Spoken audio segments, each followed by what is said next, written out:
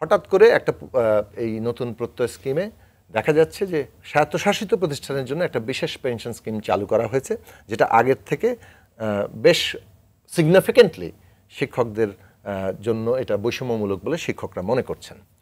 অর্থ প্রতিমন্ত্রী যদি বলেন অথবা কোনো অর্থমন্ত্রীও যদি বলেন যে এটা অযৌক্তিক, আচ্ছা বাংলাদেশের 54টি পাবলিক বিশ্ববিদ্যালয় এবং তার সমস্ত শিক্ষক কর্মকর্তা কর্মচারী এবং যে শিক্ষকদের উপরে ধরেন আমাদের সামগ্রিক জ্ঞান চর্চা বুদ্ধিবৃত্তি, তাদের পুরো তারা কি না বিচার বিশ্লেষণ করে এটাকে একটা এভাবে মানে একটা দাঁড়িয়ে গেলেন?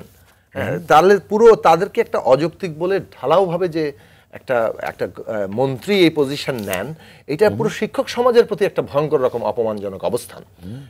এইটার দ্রুততম সময়ে শিক্ষকদের সাথে বসাটা হচ্ছে জরুরি ব্যাপার ছিল, এবং আমরা শুনেছিলাম যে আওয়ামী লীগের সাধারণ সম্পাদক ওবায়দুল কাদের সাহেব এটা নিয়ে বসবেন, কিন্তু কি কারণে এটা পিছিয়ে গেল সেটাই বড় রহস্যজনক। এবং তারপরে এই যে করবই অযৌক্তিক এই বক্তব্য দেয়া পুরো শিক্ষক সমাজকে সরকার অপমান করছে বলে মনে করি। 2 নম্বর বিষয় হচ্ছে শিক্ষকতা একটা কেবল পেশাই নয়, এটা পেশার চাইতেও বেশি কিছু।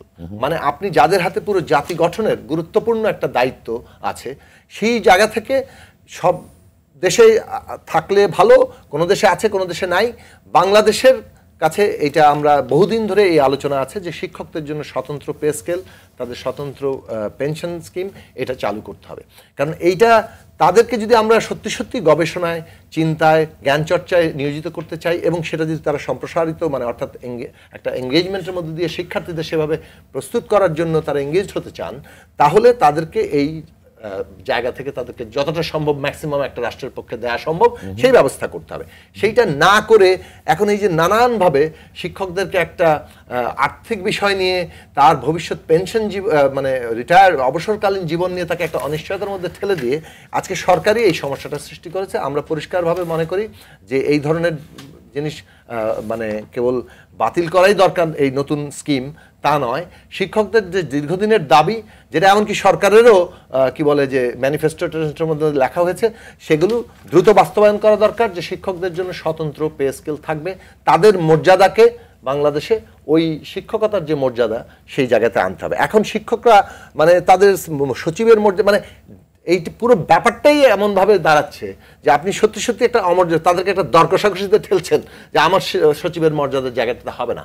মানে বাংলাদেশের সিনিয়র প্রফেসররা যারা এখন তো প্রফেসরদের একটা মধ্যেও সিনিয়র প্রফেসরদের একটা জায়গা আছে, যারা গবেষণা নানান মানে তাদের অবদানের কারণে ওই জায়গায় পৌঁছান, তারা যদি বাংলাদেশের কি বলে যে চাকরির ক্ষেত্রে যে মর্যাদার জায়গাতে সেখানে যদি সর্বোচ্চ জায়গায় না যান, আমরা আসলে পুরো শিক্ষা ব্যবস্থার যে গুরুত্বের জায়গাটা সেটাকে আসলে প্রতিষ্ঠা করতে পারবো না। ফলে আমি মনে করি এটা একটা দৃষ্টিভঙ্গির ব্যাপার, এটা জাতিগতভাবে। আচ্ছা, এই সঙ্গে ছোটের প্রশ্ন জুড়ে দিয়ে আপনাকে, অর্থাৎ বিএনপির মহাসচিব বলেছেন, অর্থাৎ আওয়ামী লীগের পক্ষ থেকে বলা হয়েছে যে এটিকে একটি রাজনৈতিক রং চড়াবার চেষ্টা করা হচ্ছে, ভিতরে এই জন্য দেখুন এটা গণসংহতি আন্দোলন করি, গণসংহতি আন্দোলনের পক্ষ থেকে, ছাত্রদের আন্দোলন নিয়ে আপনি গণসংহতি আন্দোলনের পক্ষ থেকে এবং আমাদের মঞ্চ গণতন্ত্র মঞ্চের পক্ষ থেকে 6টি রাজনৈতিক দল আমরা পরিষ্কার করি গত 5 তারিখের সমাবেশ থেকে আনুষ্ঠানিকভাবে শিক্ষকদের আন্দোলন, ছাত্রদের আন্দোলনের মধ্যে আমরা ন্যায্যতা দেখি এবং তার প্রতি আমাদের সমর্থন জানিয়েছি।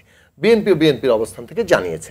এবং এই যে ন্যায্য আন্দোলন, ছাত্রদের আন্দোলনের কথা বলতে আপনি সংক্ষেপে বলছি যে বাংলাদেশে যে কোনো ন্যায্য আন্দোলনের সমর্থন দেয়া এটা একটা রাজনৈতিক দল হিসেবে আমাদের কর্তব্য। এখন এই যে আওয়ামী লীগ বলছে যে বিরোধী দল এই আন্দোলনগুলোর উপর ভর করছে, আমরা তো বাংলাদেশের জনগণের স্বার্থের প্রতিনিধিত্ব করতে চাই। ফলে জনগণের স্বার্থ যেখানেই আছে, ন্যায্য স্বার্থ, সেটাতে আমরা সেখানে সমর্থন জানাবো, পাশে দাঁড়াবো, সহায়তা করব, এটি তো আমাদের কর্তব্য। এখন ওবায়দুল কাদের সাহেব আমাদেরকে আমাদের রাজনৈতিক কর্তব্য থেকে সরে যেতে বলছেন। আসলে তাদের পায়ের তলায় মাটি নেই, সমস্ত ফুটো দেখলেই মনে করেন ভয় কখন বোধে গদি নড়ে গেল। ফলে সবকিছুতে বিরোধী দল ভর করছে, ষড়যন্ত্র করছে, শিক্ষকদের কালিমা দাও, ছাত্রদের কালিমা দাও, আন্দোলনকে দমন করো, এটা পুরনো কৌশল, 18 সালে দেখেছি, ওইটাই এখন তারা করতে চাইছেন। মূলত বিরোধী দল একটা ন্যায্য আন্দোলনের সমর্থন করছে এবং ন্যায্য আন্দোলনে আমরা সমর্থন করব। আমরা জনগণের স্বার্থের বাইরে অন্তত আমাদের দল আমাদের আলাদা কোনো স্বার্থ দেখি না। আমি কোটা ব্যবস্থায় আসি। কোটা ব্যবস্থা এখানে পরিষ্কার আমাদের রাষ্ট্রের সাংবিধানিক অঙ্গীকার 27 অনুচ্ছেদে বলা হয়েছে যে রাষ্ট্রের কাছে সমস্ত নাগরিক সুযোগের সমতা পাবে। আবার একই সাথে 29 অনুচ্ছেদে বলা হয়েছে যে অনগ্রসরদের জন্য বিশেষ ব্যবস্থা করার জন্য সরকারের একটা ইখতিয়ার থাকবে। এই দুটো ব্যাপারই কিন্তু খুব গুরুত্বপূর্ণ। এবং এই দুটোর সমন্বয়ে কিন্তু ন্যায্যতা তৈরি হয়। একটা হচ্ছে যে রাষ্ট্রের কাছে সকলের সুযোগের সমতা থাকতে হবে, দুই হচ্ছে আবার অনগ্রসরের জন্য ব্যবস্থা রাখতে হবে। ছাত্ররা 2018 সালেও কোটা সংস্কার চেয়েছে, গভর্নমেন্ট একতরফাভাবে বাতিল করে দিল। এখনো তারা কোটা সংস্কারই চাইছে, যৌক্তিক সংস্কার চাইছে। এবং এই যৌক্তিক সংস্কার তখন বলেছিল 10%। আপনি যদি ধরেন মুক্তিযোদ্ধাদের কোটা 72 সালে বলা হয়েছে মুক্তিযোদ্ধারা 30% পাবেন। এখন তো কোনো মুক্তিযোদ্ধা সরকারি চাকরির জন্য তাদের কোনো এন্ট্রির কোনো সুযোগ নাই, কারণ ওই বয়সের সীমায় তারা নেই। তাদের সন্তানদের জন্য, কারণ যুদ্ধের কারণে তাদের সন্তানরা ক্ষতিগ্রস্ত হতে পারে, সেটার জন্য জাতির কোনো আপত্তি নাই। কিন্তু যখন এটা যুক্ত হয়ে গেল যে এটা পরবর্তী প্রজন্মের জন্য এটা থাকবে, তখন এখানে ওই সুযোগের সমতার সাথে এটা মানে সাংঘর্ষিক হয় কিনা সেই প্রশ্ন উঠেছে। এবং দেশের শিক্ষার্থী সমাজের লাখো কোটি শিক্ষার্থীরা এই জায়গায় এসছে যে এই তারা সুযোগের সমতাটা চায়।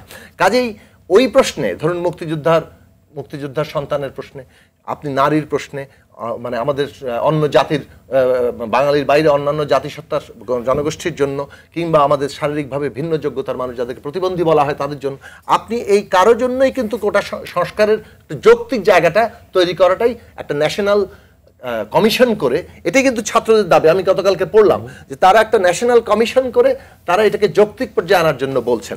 এটা সরকারের কাছে তাদের দায়িত্ব, এবং এই কোটা সংস্কারের পুরো ব্যাপারটাই একটা সরকারের পলিসিগত ব্যাপার।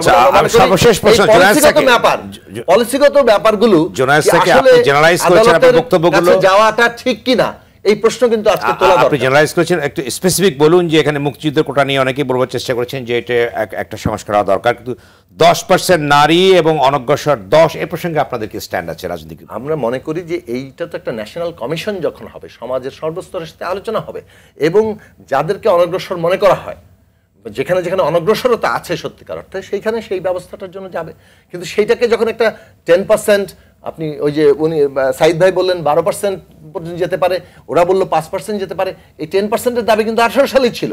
কাজে এইটা এখনই হয়তো পার্সেন্টেজ কেউ নির্দিষ্ট করছে না, ছাত্ররা যেহেতু আন্দোলন করছে তারা তাদের দাবি তুলুক। আমার মতামত যদি জানতে চান, আমরা একটা প্রস্তাব দিতে পারি, না আমাদের প্রস্তাব দিতে পারি আমরা, তখন স্পেসিফিক্যালি এই প্রত্যেকটা নারী অগ্রসরতা কতদূর পর্যন্ত আছে, সেখানে কতটা হওয়া উচিত, মুক্তিযুদ্ধের সন্তানরা এখনো কি পর্যায়ে কতটা মানে সংখ্যা আছে, কারণ মুক্তিযুদ্ধের সংখ্যা তো মানে কোনো ইয়ার জায়গা নাই। আমাদের দেশে কিন্তু একটা বড় ডিসক্রিমিনেশন হয়ে আছে, লক্ষ লক্ষ 30 লক্ষ মানুষ শহীদ, তারা কিন্তু কোনো রকম তাদের সন্তান তাদের পরিবাররা কিন্তু কোনো সুযোগের জায়গাতে পায়নি। সেটা আরেকটা প্রসঙ্গ। আমি যে কথাটা আসবো যে এই বিষয়টা হচ্ছে সরকারের পলিসিগত বিষয়। এই পলিসিগত বিষয়টা মানে সরকারকেই উদ্যোগ নিতে হবে কত দ্রুততার সাথে। এখন আদালতে গিয়েছে, আদালতের প্রশ্ন কিভাবে ফয়সালা হবে এবং সরকার কিভাবে এই প্রশ্নে ফয়সালা আসবে, সেইটা দ্রুততম সময়ে ছাত্র সমাজ দেখতে চায়। ছাত্র সমাজ এটাকে দীর্ঘসূত্রিতায় পড়ে গিয়ে তাদেরকে একটা তাদের অর্জিত আবার আসবো জোনাস থেকে আপনার কাছে নস্বাত